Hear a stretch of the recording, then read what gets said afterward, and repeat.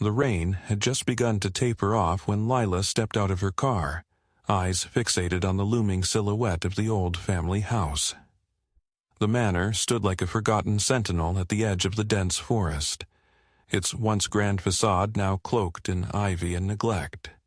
A shiver traced down her spine, not from the crisp autumn air, but from the weight of history that clung to this place.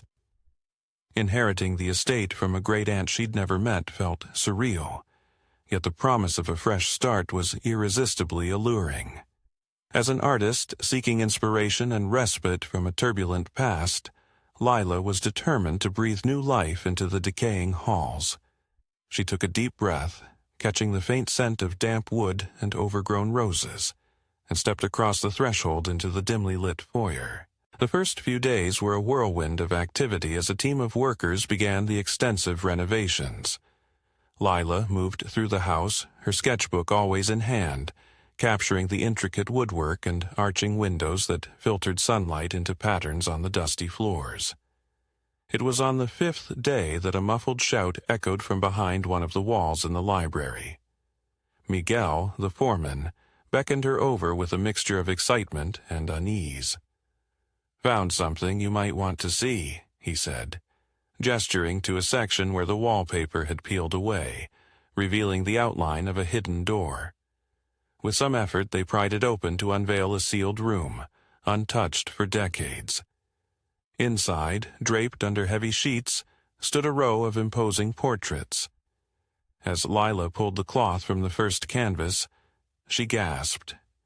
The painting was so lifelike that the woman's eyes seemed to lock with hers, a distant sorrow reflected within.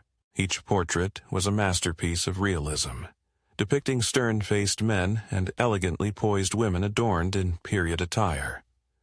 Their names were etched on brass placards: Beatrice, Jonathan, Eliza, ancestors she'd only glimpsed in fragmented family trees. Questions swirled in her mind. Why had these remarkable works been hidden away? That night, sleep eluded her as she pored over old journals and letters found in the attic. The writings hinted at scandals and whispers of madness, but pages were missing, and the truth remained elusive. When exhaustion finally pulled her under, her dreams were vivid and unsettling. She wandered through labyrinthine corridors, the ancestors' portraits lining the walls, their painted eyes following her every move. A soft melody, melancholic and strangely familiar, played in the background. A lullaby her mother used to hum, though she couldn't recall the words. Over the following weeks, the atmosphere in the house shifted subtly. The workers grew uneasy, murmuring about shadows that didn't belong and the sensation of being watched. One by one, they found reasons to leave the project prematurely. Lila dismissed their superstitions, attributing the incidents to the quirks of an old house and overactive imaginations. Yet, she couldn't ignore the changes in the portraits. At first, she thought it was her own mind playing tricks. The tilt of a head seemed different. A smile appeared more like a grimace. But soon the alterations became undeniable. Eliza's delicate necklace, initially a simple pendant, transformed into a key-shaped charm. Jonathan's hand, once resting on a cane, now clutched a rolled parchment. Intrigued and unsettled, Lila felt compelled to study them further, convinced that they were communicating something important. Her nights grew increasingly restless.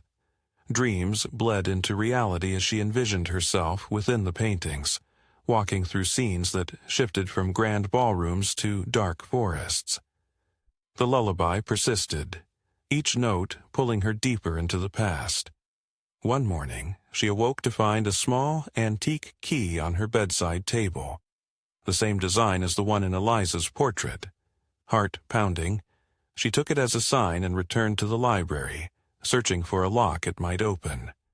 Behind a bookshelf, she discovered a hidden compartment containing a leather-bound diary. The faded pages chronicled a lineage steeped in ambition and tragedy, revealing that the ancestors had made a pact to protect their legacy at a terrible cost. The portraits were not mere paintings but vessels trapping their restless spirits, concealed to prevent the darkness within them from seeping out. As the truth unfolded, the house itself seemed to react. Doors creaked open on their own, and whispers echoed through the halls. One stormy night, the power went out completely. Guided by candlelight, Lila navigated the corridors only to find that the portraits had moved from the hidden room to the main hall, arranged as if in preparation for a grand unveiling. The ancestors' images were now hauntingly altered. Their eyes darkened, mouths twisted into expressions of despair and longing. Surrounding her own portrait, newly added to the collection, they seemed to close in, the painted figures almost breaching the canvas. Overwhelmed by a flood of emotions, not all of them her own, Lila felt the boundary between her and the ancestral spirits dissolving. Determined to break the cycle, Lila resolved to destroy the portraits, believing it would free them all. She gathered them in the old parlor, dousing the frames with kerosene. As she struck the match, a gale howled through the chimney, extinguishing the flame. The ancestors' faces bore into her, a mixture of pleading and menace. "You can't abandon us," a voice whispered, not aloud, but inside her mind. Memories not her own surged forward, forbidden rituals beneath the harvest moon, the anguish of sacrifices made for prosperity and survival. The weight of their choices pressed upon her, demanding atonement. Realizing that destruction would not sever the ties, Lila sought another way. She returned to the diary, deciphering a passage about reconciliation and setting the past to rest. Gathering personal items linked to each ancestor, a locket, a signet ring, a fragment of a letter, she crafted a makeshift altar in the moonlit garden. There, she spoke into the night, acknowledging their pain and vowing to end the legacy of secrecy and regret. As she finished, a profound silence settled over the estate. The oppressive energy lifted, and for the first time since her arrival, the air felt clear. Believing she had succeeded, Lila decided to leave the house behind and start anew.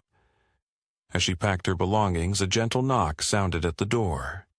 Opening it, she found no one there. Only the key she had previously discovered, now old and rusted. Attached was a note in her own handwriting. "The past is never truly gone." Confusion turned to realization as she glanced back into the house. The interior had transformed. The walls faded, furniture draped in white sheets as if long abandoned. Racing from room to room, she found the house empty, devoid of the life she'd injected into it. Her belongings were gone, and dust covered every surface.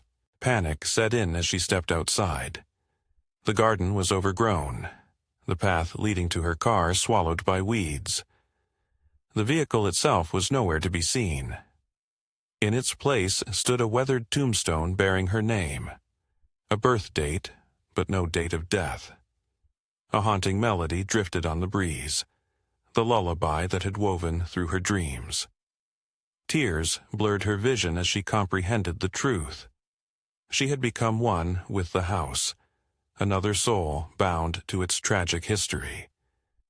The ancestors had not sought release but a successor, a guardian to keep their stories alive. Trapped between worlds, Lila's voice joined the chorus of whispers, waiting for the next soul to uncover the secrets of the painted faces hidden within the walls.